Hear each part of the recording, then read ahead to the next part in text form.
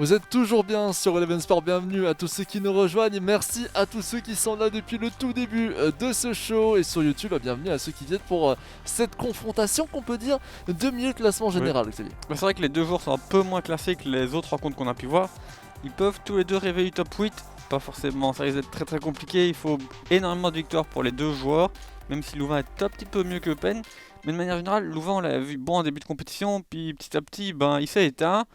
Et Eupen il met en difficulté un peu tout le monde, donc il prend des points par-ci par-là, mais de manière générale il n'est pas dominant et il n'est pas très très haut dans le classement non plus. Alors on avait fait le calcul justement avec le Cercle de Bruges qui avait pourtant 3-4 points de moins que ses joueurs, ça veut dire qu'il y avait donc une victoire en plus pour eux, une possibilité de plus d'accéder à la suite de cette compétition, mais encore une fois il faudra tout gagner je pense, pratiquement tout gagner en tout cas, si on veut encore y croire, et face à des ténors et même d'autres adversaires directs, ici il y en aura au moins un qui sortira perdant et l'autre qui aura probablement encore ses chances d'accéder au top 8. Ou bien peut-être encore un match nul comme depuis le début de la journée, il y en a pas mal quoi. Oui, c'est clair, mais le problème du match nul ici, c'est que ils vont tous les deux prendre un point. Oui. Ça veut dire que ce ne sera pas terminé. Ils auront encore la possibilité d'accéder à 27-28 points, peut-être même 29. Je crois que c'est 28-29 en cas de match nul.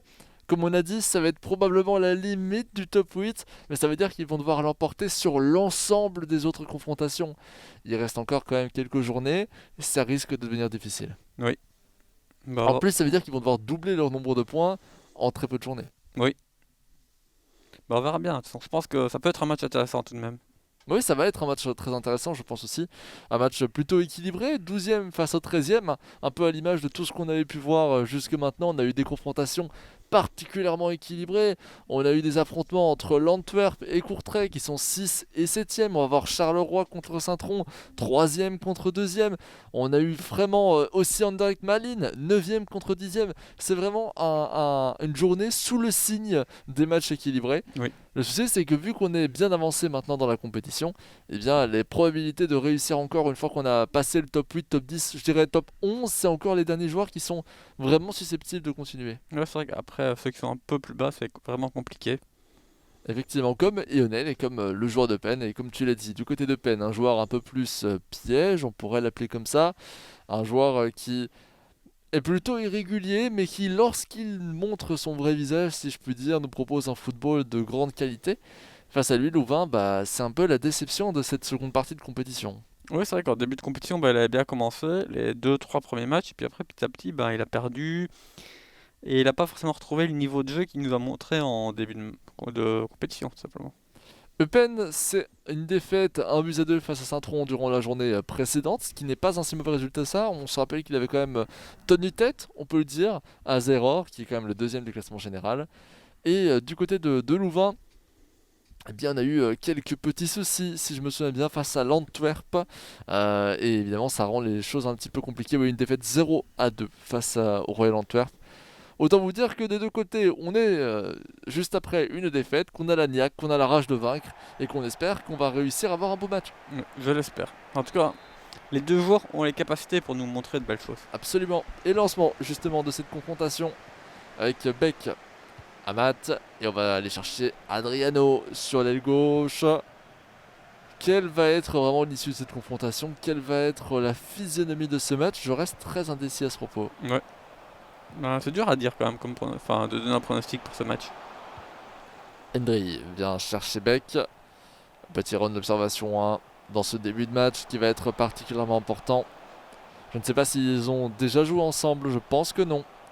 Prevjak encore avec Peters pour nous. Peters encore, nu. On va rechercher Peters, c'est le tir un petit peu osé qui va être contré par Ngawa. Première occasion du côté de Penn. Oui. Mini. Vernier, Hubert avec Martens. De nouveau vers Hubert. Est-ce qu'on n'aurait pas un match qui va se révéler plutôt calme au niveau des occasions? Je ne pense pas. Après, c'est possible, mais je pense que voilà, Lionel, on a vu que offensivement, il était pas mauvais, il arrivait à créer des choses. Eupen aussi, donc je pense qu'ils vont réussir à pouvoir nous proposer de belles choses en attaque. Et j'espère voir peut-être 2 ou 3 buts au moins. On espère, évidemment. Prevjak pour aller chercher Ngoy avec Nu. Alors attention à ce joli tacle de Nord. Et il va pas réussir à le suivre ici. sur cette belle profondeur. Le centre en première intention. On a peut-être voulu jouer un petit peu trop vite du côté de Penn. C'est un des principaux défauts, on peut le dire, de cette équipe. Oui.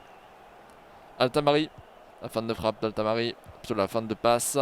Ahmad qui va essayer de récupérer ce ballon avec Previak, Ngoy, Peters, Kayembe avec Beck. Et on fait tranquillement tourner du côté de cette équipe de Penn qui pour l'instant a eu les occasions, les seules occasions, bien qu'elles n'étaient pas spécialement très franches. On ne voit pas du tout Louvain depuis le début, depuis ce premier quart d'heure. C'est vrai, après ça fait seulement 15 minutes qu'on joue, donc le match est encore très très long. Mais c'est vrai que pour le moment, le premier quart d'heure il est un petit peu morose. Oui, tout à fait. Allez, Tamari. Tamari pour Martens. Avec Altamari de nouveau, on fait bien tourner, on tente d'aller chercher Kamal Soa qui va être contré par Beck Peters et finalement Adriano Mercier qui va récupérer et peut-être éventuellement relancer cet effectif. Non, ça va être encore une fois perdu. Bien Peters, c'est la belle profondeur pour aller chercher de nouveau Adriano qui crée quelque chose sur cette aile gauche. Attention à cette belle prise de vitesse. On va revenir en retrait avec nous, Adriano. Toujours, bien vu, la profondeur. On va être peut-être pressé cette fois-ci par Louvain. La retournée d'Ngoy, le drag-back. Eh bien, ils sont plutôt rares, les drag-back, dans cette compétition. Mais pour le coup, ici, c'était très bien réalisé. Le centre au niveau du point de pénalty qui va rater la deuxième tête de Previak qui passe largement à côté. Ouais. C'est vrai que c'était une occasion assez chaude. Hein. On a failli voir l'ouverture du score. Oui, tout à fait. Absolument. Alors, Mini de Nord. On va chercher Mercier. Et la profondeur, elle est très belle. Elle est excellente. Cette profondeur sur les droites. Dommage que ce soit pas dans l'axe, dans le rectangle. On est obligé de faire la passe en retrait pour Mercier. La passe peut-être. Est-ce qu'elle est hors jeu? Ouh, attention, qu'est-ce qui s'est passé? Kamal Soa qui a laissé passer ce ballon qui n'aurait pas dû. On va concéder le penalty. Le premier penalty de cette journée de compétition. En même temps, je m'attendais à ce qu'il tire direct. S'il est tiré, c'était dedans aussi. On revoit sur ce tacle. C'est vrai que c'est un penalty un peu malheureux. Oui, tout à fait. Allez, Kamal Soa face à De Fourny. On va le tirer à peu près au centre. Est-ce qu'on va faire la fameuse panenka? Non. Ici, on va tirer tranquillement sur la droite. 1-0 pour l'OHL. Un peu à contre-courant du match. Mais au vu de l'action précédente, c'était peut-être mérité. Oui. Pour moi, il y a eu une grosse action des deux côtés. Mais malheureusement, il y en a une qui a été au fond et pas l'autre. Absolument. Adriano de nouveau. Ça aurait été drôle de le voir faire une panenka face à Eupen qui le fait systématiquement. Kayembe. Après Viac, pas mal avec Hendry. Hendry, la petite feinte, on prend de la vitesse et on n'aura pas le temps de retourner ce ballon. Et même si le tacle avait réussi, avait abouti, je ne suis pas sûr que la récupération aurait été pour Eupen dans tous les cas. Baissé pour Martens avec Mercier maintenant. Il y a une opportunité qui peut être donnée dans l'axe, mais c'est compliqué. La possession qui est largement à l'avantage de Penn pour l'instant dans ce match. Mercier, pas mal. Oh, mais décidément, Kamal Soa se trouve dans cette confrontation. Il n'est pas vraiment en forme aujourd'hui. Hein. Ah non, c'est clair, il nous fait un peu la même chose que Golizadeh durant la journée précédente pour Charleroi, si tu te rappelles. C'est le genre d'occasion, souvent à la fin d'un match, on s'en veut de les avoir ratés. Absolument. Ça a un petit peu peur parce que là, on ne voit que Louvain, justement un peu à l'inverse du premier quart d'heure. Et ce tir, finalement contré par Peter, ça va sortir en touche. Eh bien, il y a du danger, il y a quelque chose. Oui, petit à petit, Louvain se réveille. Oui, absolument. Absolument, c'est vrai que sur le papier, bien que Louvain ait perdu énormément de matchs ces dernières confrontations, si on avait eu le même match il n'y a pas si longtemps que ça, donc si on l'avait eu il y a 4-5 journées, on serait parti du principe que Louvain était quand même favori. Oui. C'est parce que De Pen a pris beaucoup de points ces derniers jours, enfin ces dernières semaines. Mini pour Hubert toujours. Hubert encore, il a peut-être proposé quelque chose ici. Mais il semble bien pressé et je pense qu'il a gardé le ballon de manière un peu trop longue. Peters. Sur les... Oh, dans l'axe, pourquoi pas. Dommage que BC soit positionné pour aller récupérer ce ballon. Et finalement Romo, le gardien de but de cet effectif de Louvain, va tenter de se relancer. Merci. Oh, bien vu. Cette fois-ci Kamal Soa qui aura fait le travail sur cette passe. Mais évidemment, quand c'est l'un qui réussit, l'autre finit par rater. Pas assez de puissance mais compliqué en se retournant des passes comme celle-ci. Kayembe dans l'axe avec Previak et bien vu. Oh dommage, Hendry face à BC. Non, C'était une passe qui ressemblait quand même vachement à un tir. Oui. Romo qui va même prendre le temps de laisser rebondir ce ballon. De Nord pour Mini, de nouveau de Nord. Et on va jouer tranquillement dans l'axe. Ça doit être un peu difficile, je pense, dans le radar pour ces deux joueurs. Parce qu'on a le bleu face au bleu foncé. Oui, c'est vrai qu'ils Face au auraient noir. pu changer les couleurs, mais ils y ont pas pensé forcément. Absolument. Attention à Mini. Attention, c'est pas mal avec Mercier. Et là, ça me rappelle, vous voyez, l'action de Rego. Attention, on va quand même revenir sur ce corner avant de vous faire cette petite analyse. Mercier, double contact, la passe en retrait pour aller chercher Bessé. Bessé encore, on est obligé de revenir en retrait. Magnifique. Et le but. Le but de Mini, très très bien vu de la part de l'OHL. Alors qu'on nous fait un petit coup de breakdance dans la célébration. Très très bien réalisé, mais l'action d'avant, j'avais l'impression qu'il pouvait encore faire une passe de plus. Ouais. Mais très bien joué, comme tu le dis, et surtout mérité. Vous voyez qu'il gâchait 2, 3, pas mal d'occasions. Au final, deuxième but, il voulait pas tomber, mais il a quand même réussi à l'inscrire juste avant la fin de la première période. Bah, on sent une nette domination, hein, pas spécialement durant le premier quart d'heure, mais beaucoup plus à partir de la Au 15-20e. début de période, c'était un petit peu compliqué. Louvain n'était pas forcément dans son match. On voyait Eupen un peu plus entreprenant. Mais au fur et à mesure qu'on avançait dans cette première mi-temps, on a vu Louvain qui revenait, qui prenait le dessus. Et puis de manière générale, on voit de moins en moins Eupen. C'est vrai, pour ne pas dire pas du tout, hein. Honnêtement, je n'ai plus vu Eupen durant les 20-30 dernières minutes de jeu. Pas une sélection réellement importante, on peut dire. Mais tout est encore possible. Il reste une mi-temps complète pour revenir au score. 2-0, c'est largement remontable. Aussi bien pour l'OHL que pour Eupen, hein, parce que oui, l'OHL peut très bien encore mettre 4-0. Hein. D'ailleurs, en parlant de 4-0, attention à cette belle action qui est proposée. Eupen qui s'est totalement découvert hein, dès le début de cette mi-temps. Ça sent le 3-0, ça sent le 3-0. Meunier qui vient aller prendre ce magnifique but. Eh bien, on peut le dire, c'est lié à la défense hein, d'Eupen qui a largement joué le pressing. Oui. Rien à redire par rapport à cette action. On revoit hein, cette petite passe. Le but, personne n'est là pour couvrir cet espace. Les deux défenseurs étaient de l'autre côté au second poteau. Et Mercier, non Meunier, excusez-moi, je viens de me rendre compte que j'ai fait un lapsus. Évidemment, si Thomas Meunier nous regarde, on l'embrasse. Hein. Mais... mais évidemment, j'ai pensé à ce joueur en même temps. Il n'empêche que ça reste un but. 3-0 pour l'OHL. Ouais, le score commence à devenir sévère pour Eupen. Hendry. Kayembe. Kayembe toujours. À droite, il y a un défenseur latéral qui est disponible, mais qui ne rejoindra pas l'attaque.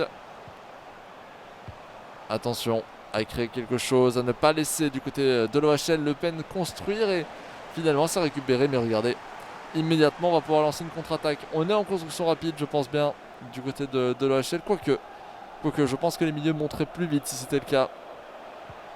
Atamari, Chimanga. Et bien vu! Très bien vu cette passe en profondeur. Dommage qu'elle soit légèrement trop puissante. Oui. Non, c'est vrai que c'était un petit peu trop appuyé. Après, c'était dans l'idée, c'était pas mal. De la réalisation, un peu moins. Absolument. Ngoy. Et finalement Nkawa qui va essayer de la reprendre. Ça va être récupéré. Tamari. Hubert. Avec Mini sur les droites qui revient en retrait vers de nord.